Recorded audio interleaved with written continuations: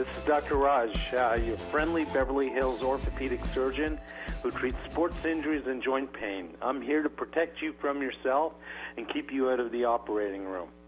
So, today, CrossFit. We've all heard of CrossFit. CrossFit is the art of self-destruction. CrossFit will destroy your joints and lead you to severe pain and suffering throughout your lifetime.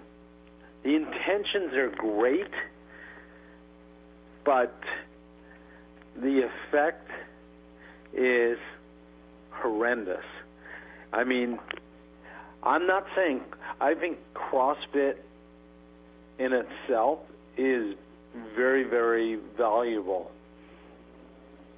But for a small segment of the population, CrossFit in itself is a high volume, high intensity based exercise. High volume, high intensity. Remember way back when our trainers or phys ed teachers would tell us to focus on form?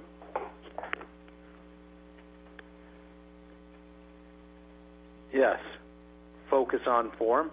Well, when you're in a high volume, high intensity class with 25 people, how many of you will focus on form?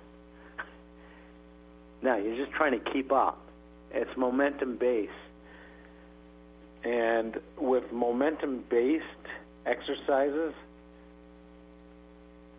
high weights, high volume, high intensity, that leads to injuries. As we get older, our joints wear down. Our muscles are not as reactive. Our tendons are not as elastic. They're more stiff. And so jumping into an activity like CrossFit, especially if you're not warmed up, if you haven't adequately stretched, or you don't realize your limitations, can lead you to a disaster. That's why I call it the art of self-destruction. I mean, we've all, in general, we all heard about the benefits of it. Back in 2005, I mean, there was an article out saying, "Can CrossFit kill you?" It's a valid point. It is very valid. I mean, the point is, one bad injury leads you to spiraling down a path of requiring medications, surgeries, injections, pain. This all takes years off of your life. You don't have to have a catastrophic injury. You can have a minor injury that leads you to become more obese, gain weight, high blood pressure, cholesterol issues, and in the end of the day, it can hurt you. And when I mean hurt you significantly. So Kevin Ogre was a CrossFit expert. And Kevin Ogre was a big proponent of CrossFit.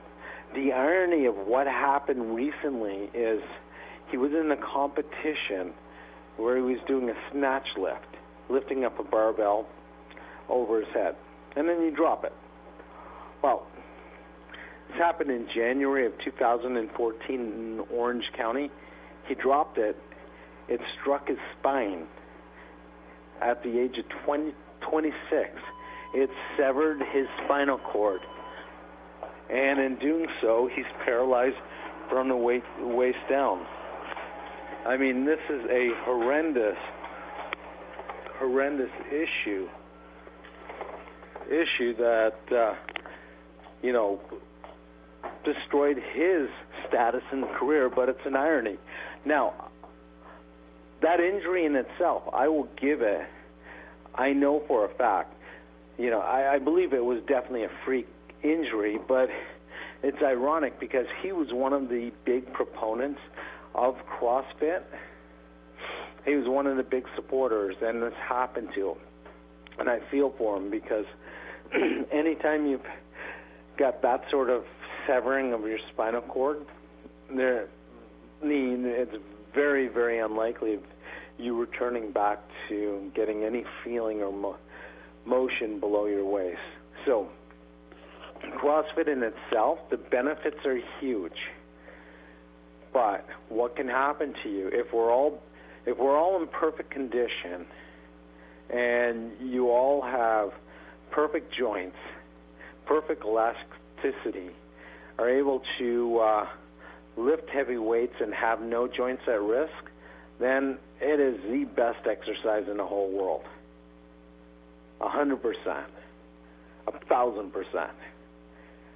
Because you're combining high intensity, high reps, your heart rate's up, you're lifting weights, you're actually really, really doing good for your body. But we're not all created equal, and we're all different ages. And unfortunately, I've seen a rash of severe CrossFit injuries coming in. And I will ask people, they'll say to me, yeah, well, what do you expect me to do? I have a weight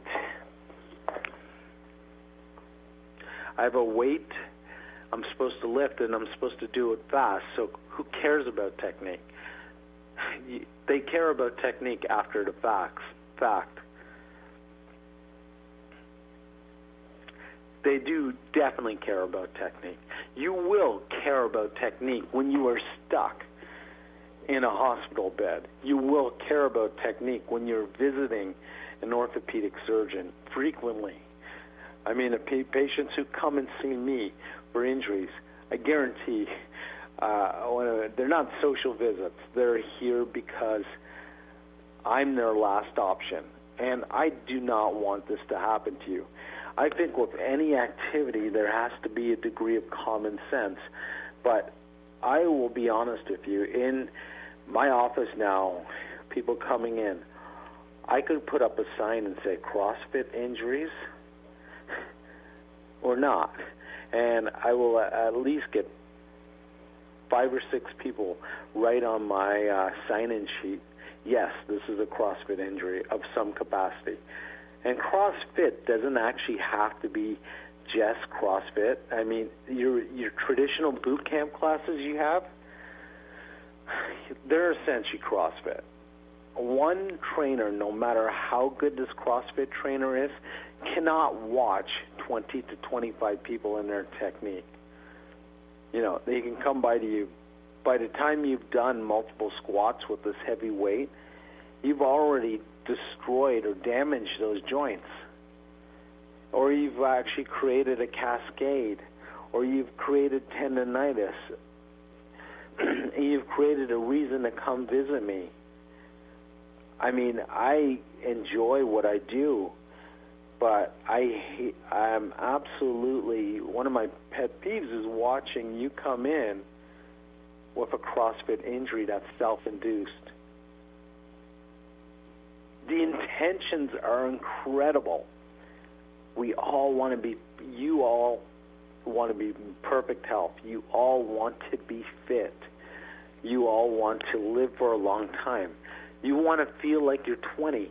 Guess what? I get it. I see it. I commend you, but let's get this done right and done smart. Let's not end up having that catastrophic CrossFit injury.